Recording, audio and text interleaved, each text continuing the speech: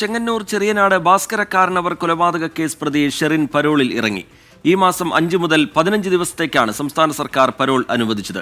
3 ദിവസം യാത്രയ്ക്കും അനുമതിയുണ്ട്. 14 വർഷത്തെ ശിക്ഷാ കാലയളവിൽ ഷെറിൻ ഇതുവരെ കിട്ടിയത് 500 ദിവസത്തെ പരോളാണ്.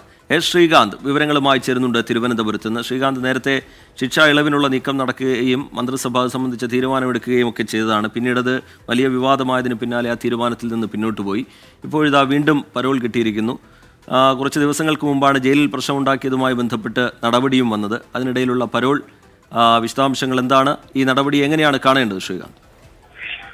ഏപ്രിൽ 5 മുതൽ 15 വരെയാണ് പരോൾ നൽകിയിട്ടുള്ളത് ഈ ഷെറിന്. നേരത്തെ ഷെറിന് വെറുതെ വിടാനുള്ള തീരുമാനം മന്ത്രിസഭ ശുപാർശ ചെയ്തിരുന്നു. പക്ഷേ അത് പിന്നീട് വിവാദമായതിനെ തുടർന്ന് സർക്കാർ അത് പിൻവലിക്കുകയും ചെയ്തു.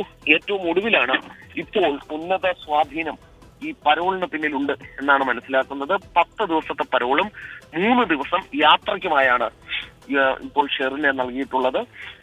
എന്തായാലും വരും ദിവസങ്ങളിൽ ഇതും വലിയ വിവാദത്തിന് കാരണമാകും എന്നുറപ്പിക്കാം.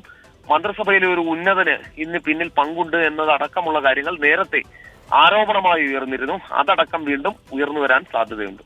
ശരിയാ ശ്രീകാന്ത് വിവരങ്ങൾ നൽകുകയായിരുന്നു തിരുവനന്തപുരത്ത്.